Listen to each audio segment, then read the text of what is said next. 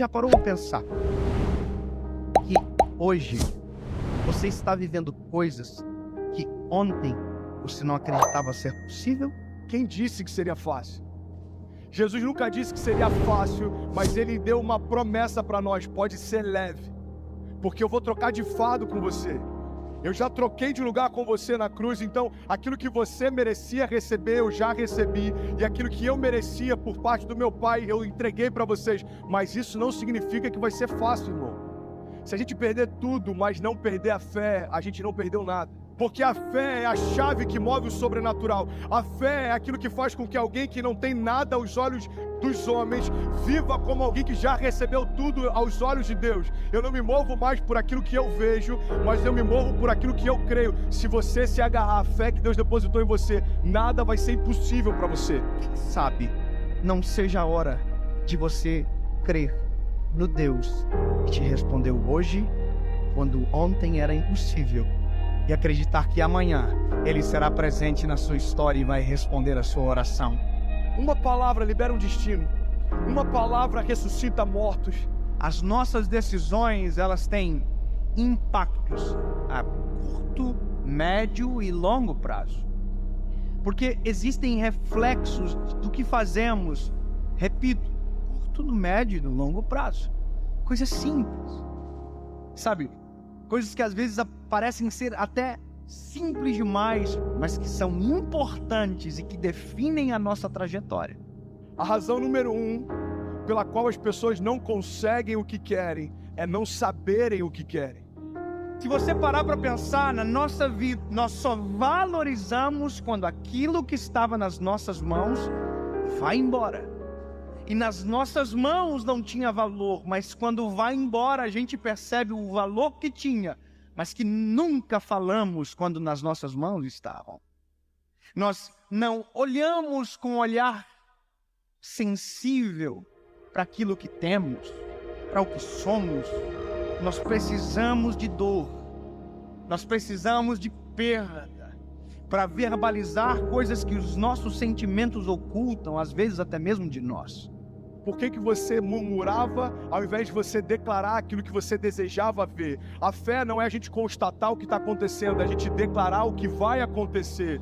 Então, ao invés da gente ficar murmurando, entenda isso em nome de Jesus, começa a declarar por fé as realidades ao teu redor e elas vão ser transformadas. Aquilo que poderia ser um ponto de tensão na minha casa se tornou um pilar de sustentação na minha casa. Por quê? Porque não tem a ver com aquilo que me cerca, mas como eu enxergo aquilo que me cerca. E é por isso que eu quero te convidar em nome de Jesus a entender, cara, a razão pela qual a gente não vive muitas coisas é que a gente não sabe para onde a gente quer ir. Às vezes você já está num lugar onde um dia você sonhou que esse lugar traria para você plenitude. Aí agora você já está ansioso com um novo futuro. Aí quando o futuro chega, você já está ansioso com um novo futuro. Sabe uma das coisas que eu mais tenho visto na minha geração? Quando aquilo que um dia era futuro se torna presente, ele está encontrando a gente ausente. Porque a gente já tá sonhando com um novo futuro desejado. É dolorido falar isso. Mas já parou para pensar que tem gente que só vai entender a preciosidade da vida quando a de alguém de muito perto for ceifada?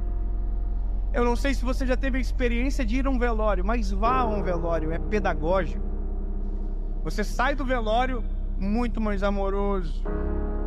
Você sai do velório muito mais sensível, muito mais grato.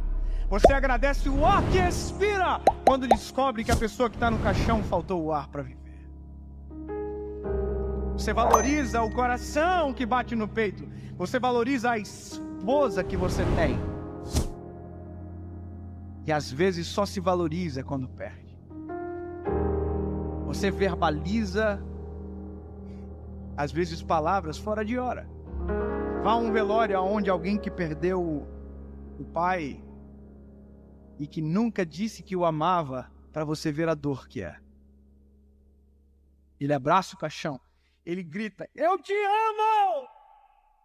Mas essa palavra não surte mais nenhum efeito. Porque quem precisava ouvir não ouve mais. Porque tem coisas que só valem enquanto há tempo. Fora de tempo não vale mais. O seu posicionamento define os seus limites.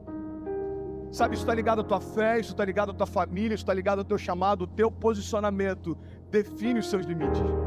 Tem milagres que você está esperando que aconteçam, mas você não deu os primeiros passos de fé para que eles se realizem. Tem romper que você está esperando que se manifeste, mas você ainda não deu os primeiros passos de fé para que ele aconteça. Tem momentos, irmão, que a gente está clamando para que Deus mande a chuva, mas a gente nem preparou a terra ainda. E Deus está falando: ei, se eu mandar a chuva do jeito que os campos estão, eu vou destruir a tua plantação, eu não vou te abençoar com isso. É Deus falando: ei, se prepara para receber aquilo que eu quero derramar, se prepara para receber aquilo que eu vou derramar sobre você. Você precisa se posicionar na direção do teu... Você quer um exemplo claro? Deus unge Davi.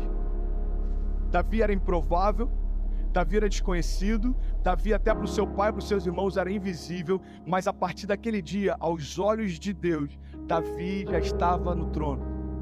Só que aos olhos dos homens, olha para mim em nome de Jesus, como demorou um período entre a unção de Davi e Davi assumir o reinado, aos olhos dos homens, os homens olhavam para o trono e viam Saul. Aos olhos de Deus, o trono estava vazio, irmão, porque o rei que era por direito ainda não havia se assentado lá. Ei, Deus está falando: tem tronos que você está olhando e parece que estão ocupados, aos meus olhos já foram esvaziados. Não se mova por aquilo que o homem vê. Eu não vejo como o homem vê. Talvez você está olhando para uma situação e ela parece intransponível. Jesus já está olhando lá na frente e já foi vencida. E ele está falando: ei, você está preocupado por conta dessa crise? Eu conheço o teu futuro. Eu sou aquele que... Eu não tenho... Entendi isso, irmão. Jesus, ele não está na eternidade. A eternidade está em Jesus. Então ele conhece a eternidade passada, a eternidade futura. É por isso que algumas crises para os céus não fazem sentido. Porque às vezes uma crise financeira abate a gente, mas Jesus já sabe o que está te esperando na estação seguinte. E ele está falando para a gente nessa manhã: ei, você está preocupado por conta dessa crise? Filho, eu desenhei a tua história, eu sei aonde você vai, fica tranquilo. Pare de reclamar daquilo que você ainda não se moveu para viver. Pare de reclamar do resultado de escolhas que você não fez. Para você viver a vida que você deseja, você precisa abrir mão da vida que você leva. 2 Crônicas 7,14 diz: se o meu povo, que se chama pelo meu nome, se humilhar e orar e buscar a minha face e se afastar dos seus maus caminhos, dos céus eu ouvirei, perdoarei os seus pecados e eu sararei a sua terra. Existe uma condicional. Deus está dizendo: olha, se o meu povo, que se chama pelo meu nome, se humilhar e clamar e se arrepender, o que ele está dizendo é o seguinte: se você der os passos de fé, os céus vão reagir àquilo que você está se movendo. Evangelho não tem a ver com conforto. Evangelho tem a ver com propósito. E é por isso que muitas vezes a conta não fecha. Irmão, quem disse que seria fácil?